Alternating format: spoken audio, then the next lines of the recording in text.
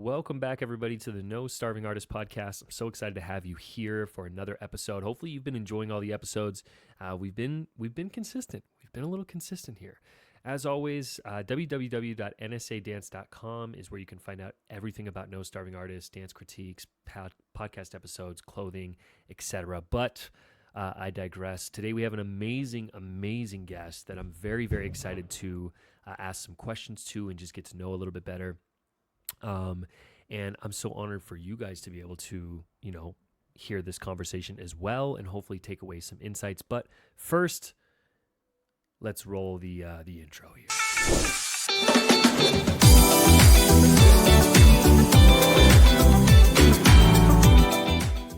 And there we have it. Alan Salazar, welcome to the No Starving Artist podcast. Thank you. First of all, how are you? I'm doing well. How are you? Doing good, doing good. Choreographer, teacher, educator, dancer, so many facets to you, but tell us a little bit more about who you are and kind of what you're doing right now at this moment.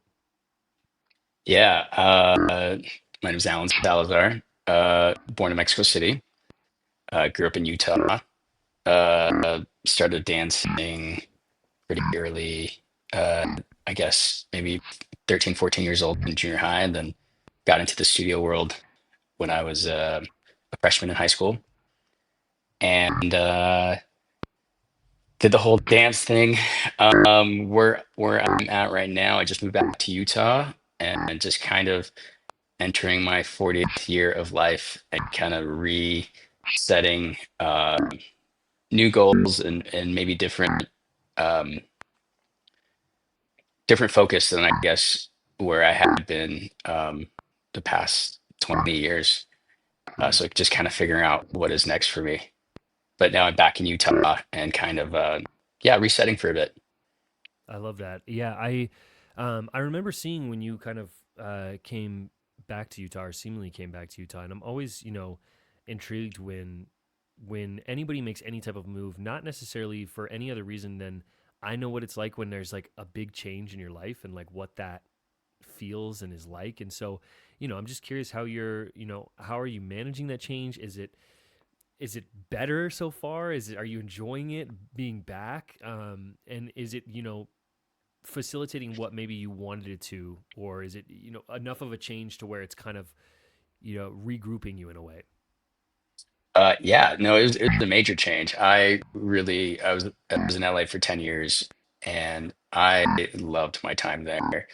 It was really rejuvenating. I think I felt like I was starting um not from scratch, but I think I felt very open to what was available there. And I felt like I ate and I ate and I ate everything that was I felt like I feasted on all that was available there for quite a while, and mostly positive experiences, but all like growing experiences for sure. Yeah. And coming back to Utah, I was a little bit hesitant to lose that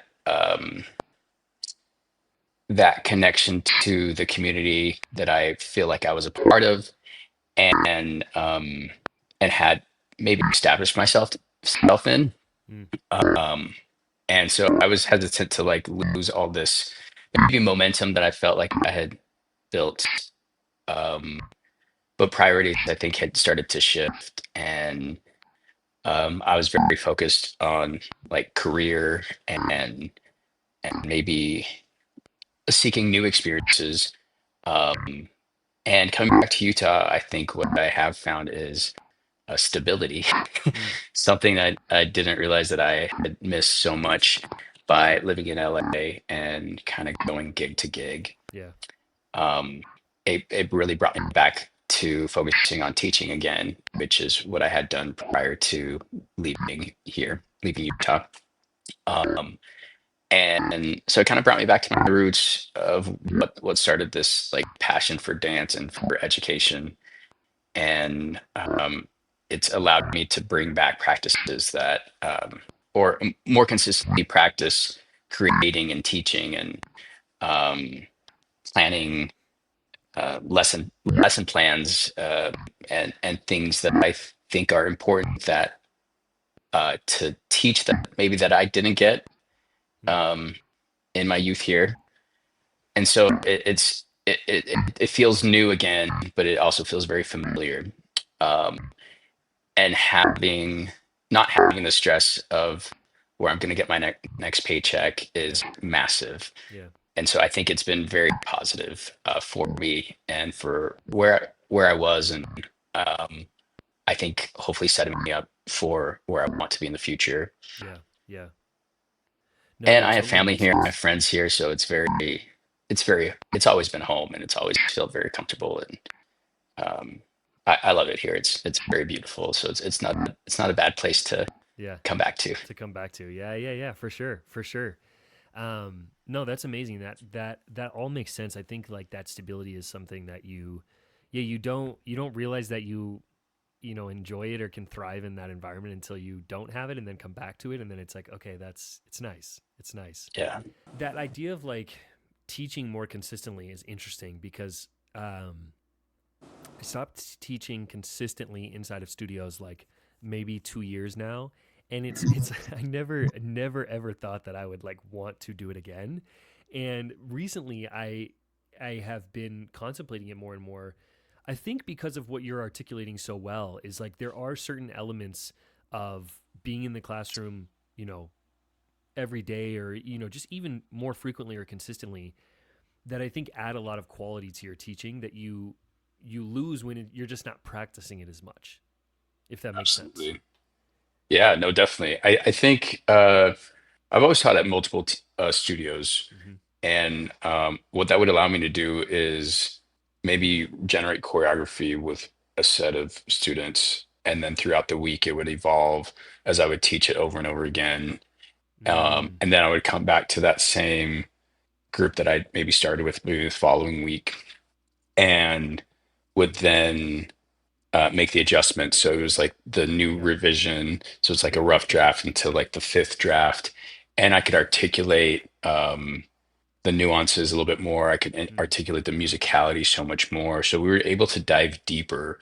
Where for the last 10 years, I've been doing a lot of master classes, a lot of guest teaching, a lot of mm-hmm. intensives and conventions where you get a one off. You Yeah. get one time to I'm stressing out the week. I still stress out at my classes sometimes, but I'm stressing out the week leading up to the convention. I'm like, I need something new. I need something new. Um, and so I'll create something new, and then I'm like rehearsing it in the hotel room the night before, and then I spit it out to the kids, and then I'm missing that like depth and that really rich understanding. Mm, Uh, and being able to convey that and communicate that to my classes, I think takes that work. mm, And I work best with other bodies in the room, so with an assistant or with just dancers in the yeah. classroom. And I learn from watching them and uh, from trying different things and asking them to do different things, and finding, having 3 to 4 or 5 different ways of like almost like playing inception into their brains of like Mm, if I say this, what does that trigger in their bodies? If I say it this way, what does that do? Because I think everyone learns differently, and different things will stick, different things um, will trigger um, a reaction out of a lot of dancers yeah. that might not for others. And so I think having multiple ways of being able to say the same thing kind of helps bring the whole class together Mm-hmm. versus I said it this way and hopefully they understand what I meant, because it's Yeah. art and it's artistic and all the bodies are different and everyone's levels are different.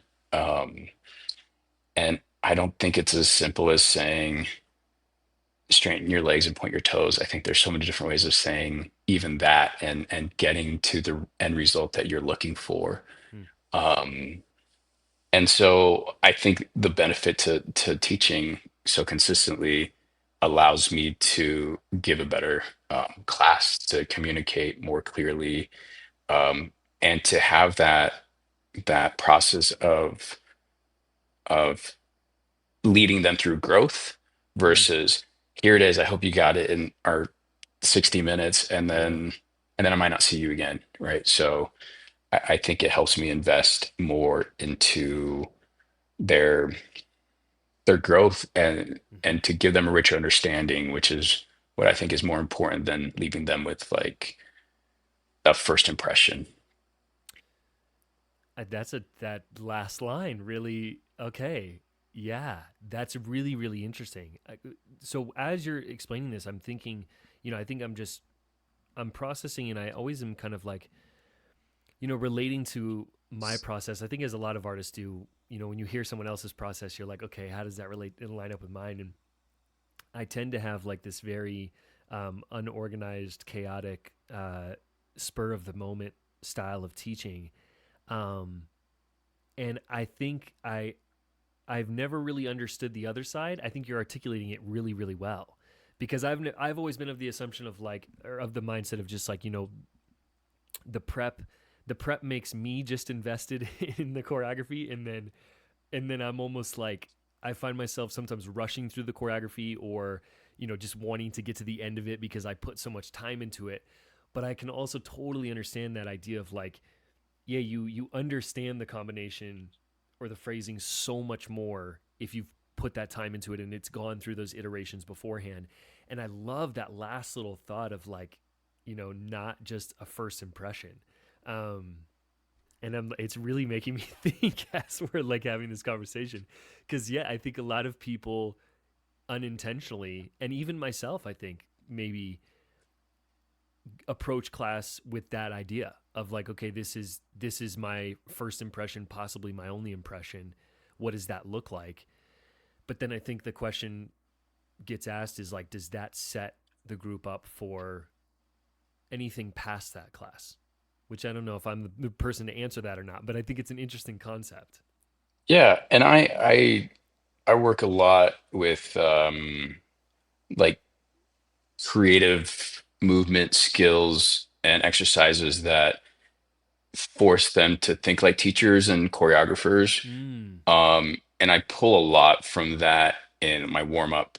And using my warm up, I can give a couple tasks that will tell me their level or their where their limitations might be. yeah. Um, and then so I can, if I'm teaching class just on that, I'm very much like in the moment. I can have an initial, like I know some introductory exercises that Mm, serve as a warm up and as an exploration and as a um kind of tell, like I said, tell me where their levels are at. yeah, yeah, Um, and then I can see like maybe the things where they feel resistant, and then I can yeah. jump off of that into the next exercise, and then I can ask them questions, and based on their answers or their questions, jump off to another exercise. So Yeah. I let those classes definitely feel more organic and inspired Mm, by the students. mm-hmm. And often with like if I'm not getting feedback, if I'm not getting um, Yeah, people aren't yeah, answering questions or yeah, people yeah, aren't yeah, asking questions, it's hard to do that. And I can learn a lot just by watching. yeah. Um, but it really is beneficial when they have something to say because I think I think so often the teacher is the one speaking, speaking, speaking, and they're just supposed to absorb everything. Mm, But giving them the opportunity to speak and ask questions, I actually just tend to ask them questions, and based on their answers, it tends to help guide me. mm, And I've lost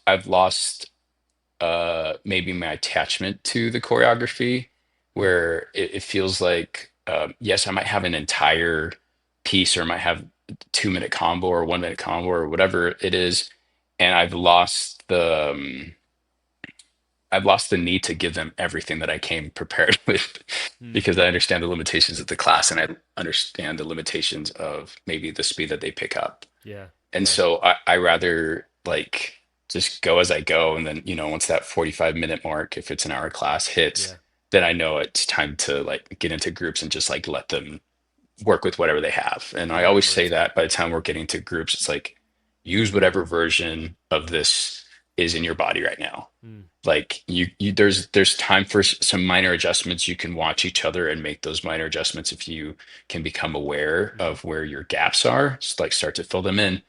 But more than anything, like drive with just the rough map that you might have, Yeah. um, instead of them being so stressed that they don't have all the little nuances. It's like if they have a sketched out version and someone else has like a fully painted, detailed version of it, Mm, like present that and like try that out for, yeah. the next 15 minutes and see if you can grow from there or see if you can find freedom in that, versus trying to get everyone to like hit a single target that I've provided for them that Mm, might not be attainable for all of them.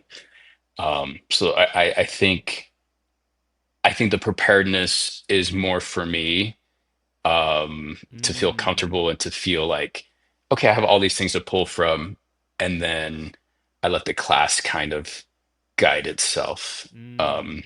Because I teach so many different levels. Right. Even now, I can teach, three advanced classes, but at three different studios, that means very different things. Yeah. Um, so yeah, I think the preparedness is always for me to just be able to like pull quickly, and to, if there's that feeling that we want to dive deeper, then we'll dive deeper. Yeah. Um, yeah, I think it's a balance of coming prepared, but most importantly, like paying attention to what is needed of you What's and going what the on? Yeah. class needs in that moment. Um, Yeah, that makes because sense. especially in this setting where there's always another opportunity. So it's like if we focus Right. just on this little thing this time, great. Yeah, that's true. That's true. I'm curious. I want to take you back a little bit. Similar in this vein, though, because your teaching style, I've had the pleasure of being able to watch your classes, which I don't always get that with a lot of the people that I talk to. And so I'm curious where you are now versus where you started teaching. What's that evolution been like? Because you do have a very specific way that it's so interesting. One of the things that I noticed when I watched you teach was your ability to command the room without being overtly commanding, if that makes sense. It's not forced. It's not listen to me because I told you to listen to me. It's this very sort of like fluid, almost calming thing to watch. And was that always the way that you taught, or was there sort of an evolution to that? Definitely an evolution. I Okay. mean, I came up in uh the late 90s, early 2000s as far as my training went, Hmm. and it was very like uh strict, and it wasn't abusive like but it was very demanding, and Yeah. like we would get yelled at. There was expectation of us, it was just it was very intense, Mm, and I never felt afraid of my coaches. I never felt threatened. It mm, was just you were on edge and you had this pressure to like do what you were asked. And I think that I inherited a lot of those teaching practices at first, and I think I was fairly intimidating mm. in my approach. Um, I was very stoic and quiet, and I think I would use that, um, to get to keep the attention of the class. Gotcha. Um, like I don't think I was one to yell too much. I think at times it maybe, but I think I saw that certain students were intimidated by me, and I feel like I had used that, uh, to guide my classes for a long time, Yeah. and um, but also I felt like I was only valuable to the most advanced dancers because of that. And if I brought that approach to younger and maybe more intermediate beginner students, it would deter them, and Mm, it felt like a negative thing instead of an encouraging thing. And I had a couple instances where, some incredible dancers that I felt very invested in, um, came up to me later as adults and had a conversation with me, um, or one of their parents had had a conversation with me saying Mm. um, their kid would come home and tell them that they thought I hated them, Mm. and it broke my heart. Yeah. Yeah. Um, and the parent in that moment, said, I think he's hard on you because he really believes in you, Yeah. which was the case. Um, but my approach obviously could have been better. Mm. And after that, I really rethought uh, my approach, and I never wanted to have that.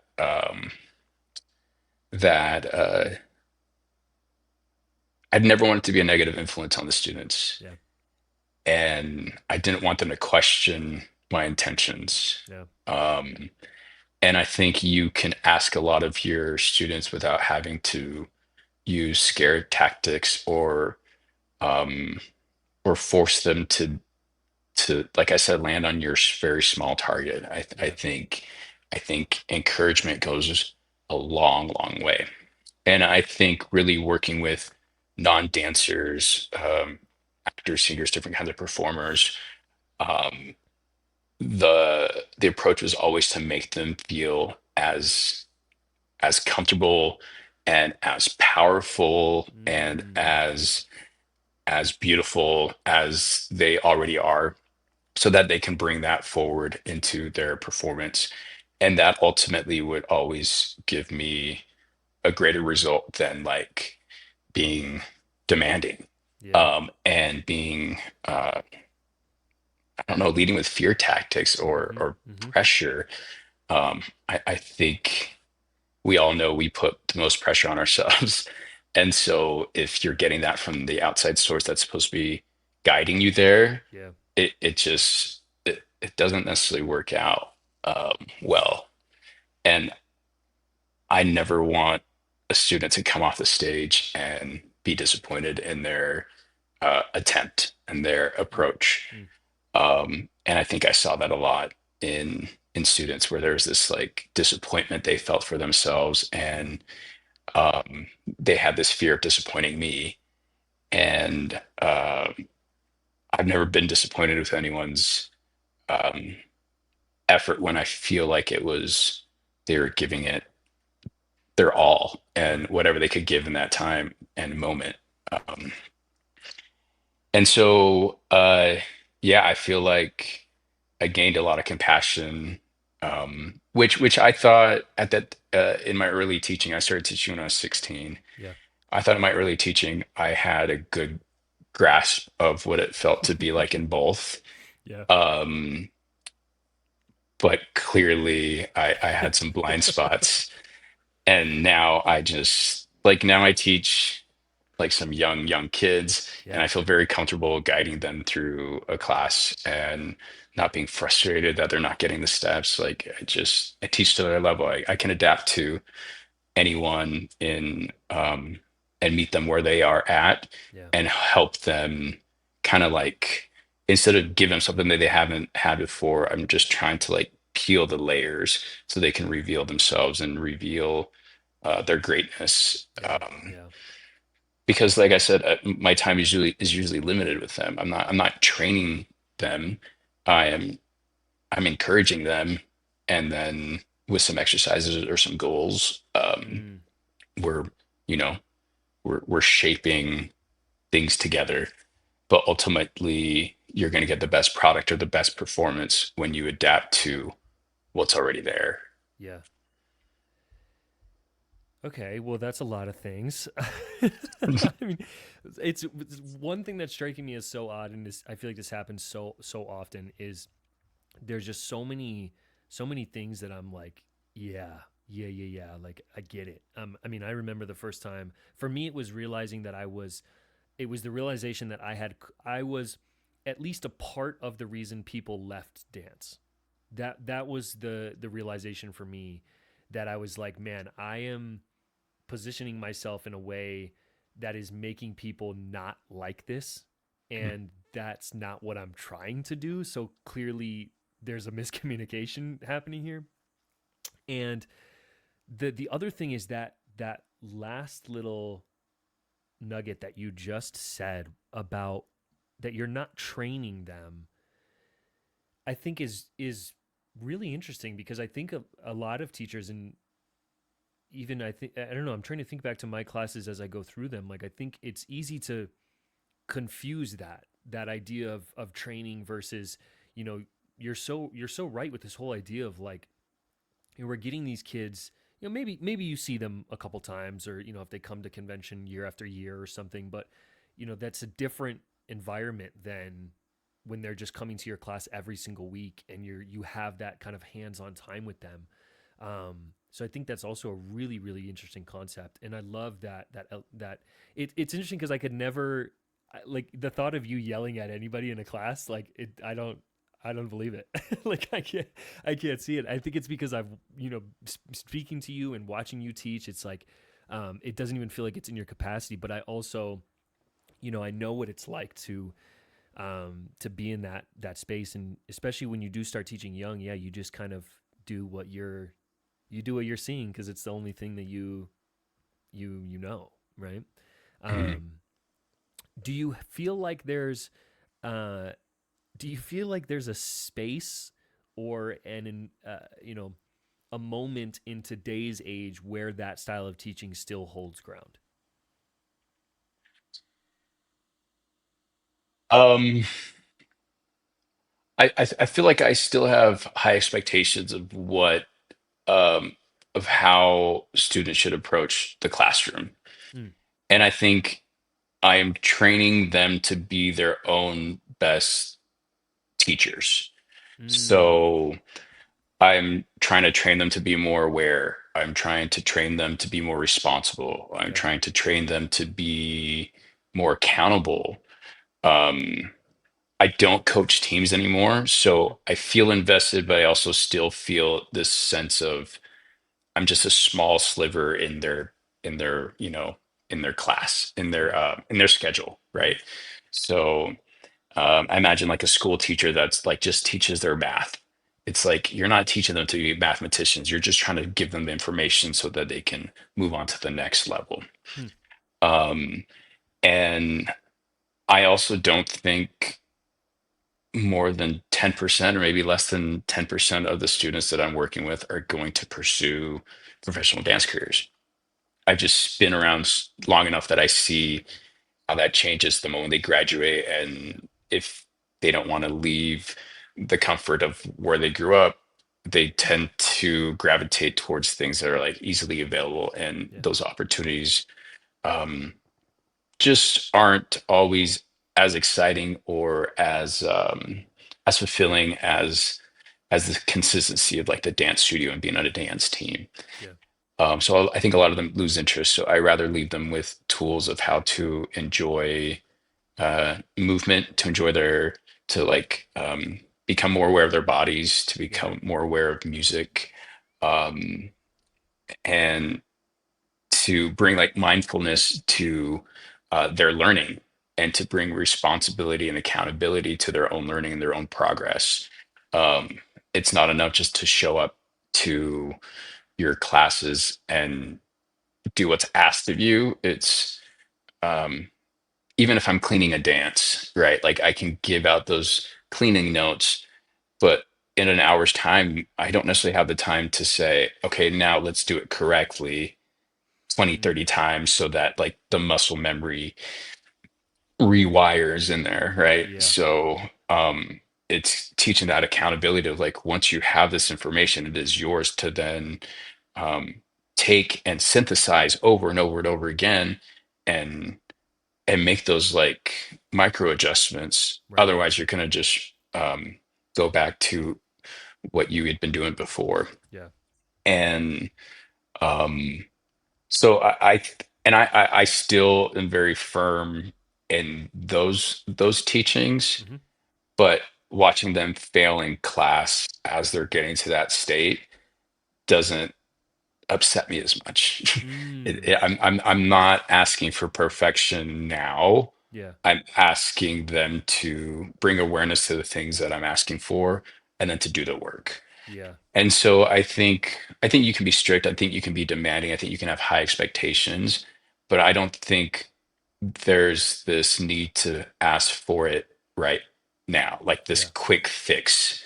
Um, because we can all be going in the same direction, having the same intention, and having the execution be completely scattered Right. in Right. different places. So um, it's kind of giving them a lot more of the responsibility instead of me taking on that responsibility of of let's fix it now, Yeah. if that makes sense. Yeah. So No, 100%. I think you can be firm. I think you can have high expectations, but growth just takes a lot of time. Mm. Um, and so I'm hoping to leave them with, um, they say life lessons or dance Yeah. lessons or life lessons, Yeah. right? It's like teaching them how to learn and how to find discipline and how to create higher expectations of themselves Mm. versus trying to meet my expectations of them. Mm. Um, Being accountable for the things, like I always say, be aware of the things you let yourself get away with. Mm. Um, I and like you can that. make those little adjustments along the way. Yeah. Um, but if you're working on pirouettes and you always drop your heel, like you can choose not to let that be an option. You can always step out. Yeah. Yeah. And most don't. They see it as an out. Yeah. Um, a lot of them might show up to class late over and over and over again, and it's not going to take someone yelling at them or being mad at them or disciplining them to change that. It's their awareness of that and then making a conscious choice and putting effort into adjusting that choice into creating better habits. Yeah. Um, it's so yeah, I don't see. Yeah, I don't think you need to yell at somebody. I Yeah. don't think you need to be aggressive with somebody in order to get the best out of them. Yeah. And um, I think I think my goal is to try to get the students on my team, Mm. like, or make them realize we're all on the same team, that Mm. it's not me against them, and that they don't have to impress me, but they should strive to impress themselves. Mm. And um, and that's like that's a daily practice thing. It's the Yeah. way you the way you approach um, this thing that you love so much, that you dedicate so much time to, Mm-hmm. and the way you show up for yourself there is most likely the way you're showing up for yourself in the other things in your life. Mm. um and so it's more like me giving them the awareness and the responsibility to do something with it Yeah. rather than just let things continue to be as they are. um but to answer your question, I think there's better approaches than just being harsh on your students. Yeah. Yeah. I think that was incredibly articulated. Your thoughts in general are just so. I think it's really cool, and I hope people listening feel this as well. It's you can tell like the time and the energy and the thought that you've put into your process and your your journey up into this point, because the way that you describe it and the way that you articulate it is just so thorough, um, that it's really I don't know, it's just it's great. I think it's really really insightful, and I think a lot of teachers struggle with that balance in the classroom, and they struggle with kind of also what their purpose is in the classroom and what the purpose of what they're teaching is. um, and so I think it's really thought provoking for sure to just kind of think about all of those things. What is the reason that you're in front of the kids, and what is the goal that you're trying to get them to take away with, or move on with their life with. um, so I think it's incredible. I i want to pivot slightly because you have you're a part of so many different spaces, and you come across so many dancers at different levels of what we do. I know you judge, you teach on convention, you teach in studios. What are some things that you're seeing right now, especially from a movement standpoint, that you're either trying to correct or adjust, or that you just find yourself kind of constantly noticing or giving feedback on? Yeah, I think it sounds so broad, but like movement quality. Yeah. uh and I hate to put it in the term of, well, I'll put it in the terms that I think we all understand is your transitions, right? Mm-hmm. So um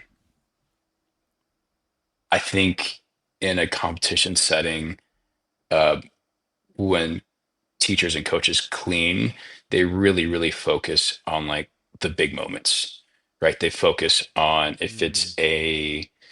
if it's a PK arabesque, they'll focus on like the legs being straight. Yeah. Great. They'll focus on the arm placement. Great. But they don't necessarily focus on teaching the students how to connect A to B. Mm. And and to think that A and B are more important than the in between, Mm. or to think that anything is more important than anything else. And for me, it's whatever you're doing in the moment is the most important thing. Yeah. Whether Yeah. you are in the preparation, whether you're in the full extension, or whether you're coming out of it, all those three things are just as important, and they will set you up for the next one. Um, if you let yourself fully, um, uh, I guess, express Mm. moment to moment. Yeah. Um, and and then I will say when they do hit that highlight moment, or like when everything is fully expressed, Mm-hmm. they tend to come out of it so quickly. Mm. So it sometimes it's like the choreography is too fast, or the dancer is like just like barreling down a hill so fast, Mm. and they're just doing all the things, It's a good way to and put it. it's like Yeah. if I blink, I would have missed it. Yeah. And so there's they're not allowing their bodies to fully sense every single moment to make Mm-hmm. those adjustments to like do what it takes to jump off the ground and split your legs takes a lot of effort. Yeah. um and sometimes they're not giving it their all because they're worried about the next thing, that so it feels like everything is like at a 60%. And so having the patience and the almost the calmness to do this, and then do this, and Yeah. then do this, Yeah. and like take care of it as you're doing it, Mm-hmm. versus like checking off all the boxes of like I did all the things. Mm. um I think the greatest dancers um have a really strong awareness of of connecting what it looks like and what it feels like. And I think Mm. a lot of dancers can go with the right intention, but their execution is way off. Mm. Right. Yeah. So Yeah. I think the greatest dancers are really fully aware of their bodies, and don't let themselves get away with the things they that they might seem valuable Yeah. um, in that moment. Right. So I can ask the dancers, like, what are the things you're thinking about when you're turning? Yeah. And they might list like, 10 different things, spotting, strong legs, opposition pushing down, pushing up, my port de bras, engaging my back, engaging my core, spotting, Yeah. um, and then they go in and make an attempt, and then they're falling out of it, and I'm like, okay, what was off? And they might not know. Yeah. They maybe will say, well, maybe my hip was lifted, or maybe I didn't spot hard enough. Maybe I didn't give myself enough prep. But they focus on like one little thing instead of the entirety of it. Yeah. And so then they go into a second attempt and make that little adjustment, and then they're forgetting something else, and they're forgetting something else. Yeah. And it's not so much as um, a stress of doing all those things at the same time, but it's, can you adjust while you're in it? Yeah. Can you be so fully aware of your body that you can make those slight adjustments moment to moment to moment? Mm. Because they push go, and they just go, and Yeah. whatever Yeah. happens, happens, and then they assess it afterwards. Yeah. instead of assessing it in the moment and then fixing it in the moment. Mm. Um, and we are so, we can do that. Like we can move to music we've never heard before Yeah. and be super musical if we are allow ourselves to listen and react, Mm. listen and react, listen and Mm. react. But to the eye and to the viewer from the outside, it can look like, wow, they really know this song. Yeah. But it's a skill of like, can you be so aware? Can you listen to your body? Can you listen to the music? Can you listen to the space? Can you listen to the other bodies Mm. and adapt as you go? Yeah. Um, because I think as much as you can practice choreography and technique, even, um, it's going to vary moment to moment to moment. You can have the same intention and repeat the same intention every time, but you're not going to be able to repeat the same execution. For sure. There's slight variables, the humidity, how tight your legs are in the morning versus in the evening, Yep. the workout you did or the rehearsal you had the day before, how much you ate, how much you slept, like how tired you are, like Yep. your Yep. mood, all those things are like very will influence you from day to day to day, from moment to moment to moment. So um, I think a lot of dancers or teachers might get frustrated that they didn't get the same result they had the last time. Mm. And so they focus on like, okay, well, let's land on this, let's land on this, let's land on this. And they're focusing on such a narrow margin and target to land on versus where are you at and can Yeah. you adjust? So once again, it's putting all the responsibility on them of like, yes, you can have that map of like the things you know that help make a successful turn or successful moment. But if you don't adjust those things, if you don't put them to use Mm-hmm. while you're doing it, then they're not really useful. Yeah.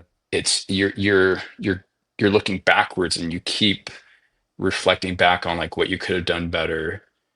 Um, and you try to almost like replay that Yeah. mistake so then you can fix it. Yeah. Yeah. It's just it feels like it feels crazy. Yeah. It does.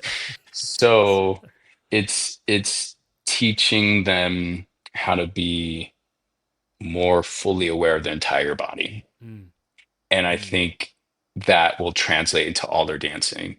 Yeah. But when you're nitpicking a certain moment and you're not giving them tools to um,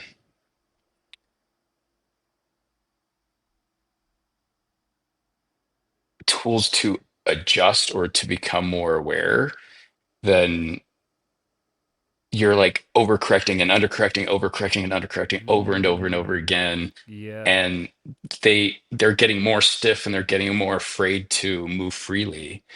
Um, Uh, and seeing this like overly rehearsed thing that feels rigid yeah. is Yeah. like unsatisfying to watch. It's not fun to watch. Then as a judge, I'm looking at it and saying, okay, well, this looks off, this looks off, this Yeah. looks off. I'm just seeing the You mistakes. I'm notice seeing, everything. Yeah. yes, instead of seeing someone um like fly on stage, Yeah. like yes, like run down that hill freely, but like soar. Yeah. You run down a hill with like tense muscles, like you're gonna hit some bumps and you're gonna break and it's gonna feel it's hard to watch. Yeah. Where if you're falling down a hill and it's very fluid and it's you're allowing things to happen to you and you're making choices to jump and to like Mm. flow through it, um, that's so much more enjoyable to watch and harder to critique. Yeah. Um, because the body is going to you're allowing things to happen to you and you're choosing when to steer, Yep. when to push on the gas, when to like hit the brakes, when to work with what's happening versus let me force these things to happen. Yeah. Yeah. I don't know Man, if that answered your question. that was incredible. I mean, I usually ask people at the very end to give like a little, a golden nugget of advice, but I think that that was it. That is, I struggle sometimes articulating what you are explaining because I think we all see the same thing and I think we all can recognize it, but sometimes it's hard to know for me, sometimes I feel like it's like a chicken or the egg thing. Like what, like where is this coming from and why? You know.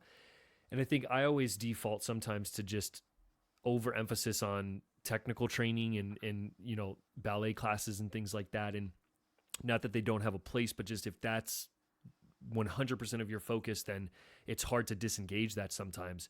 But I think it makes so much sense as well what you're saying, where yeah, if you're constantly that push and pull of overcorrecting, undercorrecting, and trying to figure out the best way to do something, I think it only makes sense that it just confuses the dancer's body and brain more, and then that's why we get that result of them like you showcased.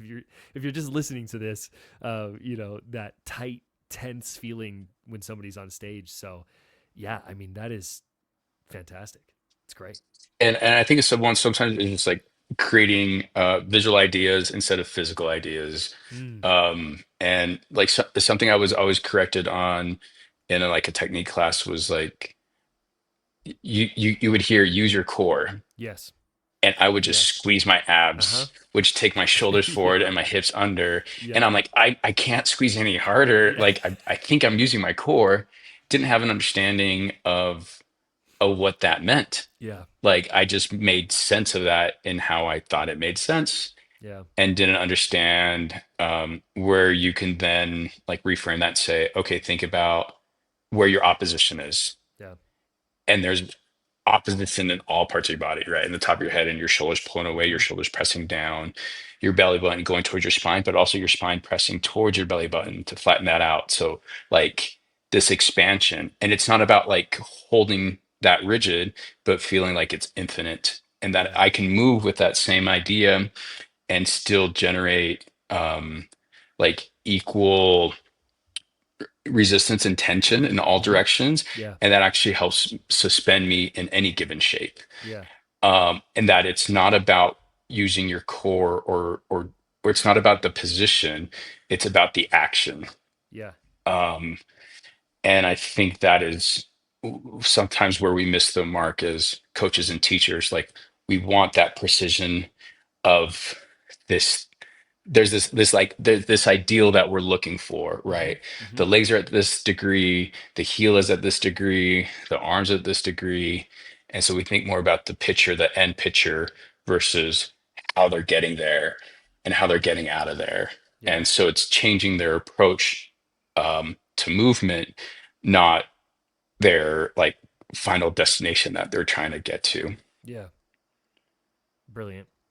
Yeah. I mean, yeah, it makes so much sense. And I'm like nerding out. Like I just, I love movement so much, especially the more like I've gotten along in my teaching. Like it's been such a big direction of mine. And um, yeah, it's something that I could talk about forever because there's no finite solution or anything to it. I think that's what's so cool about it is it's just always, there's always more that you can learn and progress forward when it comes to your movement and your movement quality. And yeah, just a fantastic response.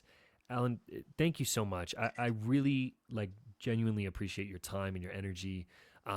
Where can people find you if they're interested in booking you, or they just want to reach out and ask you a question, if that's okay? Where can people find you? Yeah, I'm always open to all of that. On Instagram, mostly at Alan Salazar underscore. My email's on there. Reach out for bookings, classes. Um, I I travel with different conventions and intensives as they come. Um, I and that varies year to year and Mm-hmm. month to month. Um, I'm living in Utah, also working in LA, here and there, but always feel like I'm on the road traveling. So Yeah, very open to traveling to you and sharing. Um, yeah, I love it. I love it. And if you're listening or watching this, all of Alan's links will be in the description, so check that out. And yeah, definitely check out his work and what he's doing. And yeah, if you want to bring them out to your studio or to work with your dancer, movement quality is something we can always improve, and judges will appreciate it. So, thank you again, Alan, for your time and everything today. My pleasure. Thank you, Jason.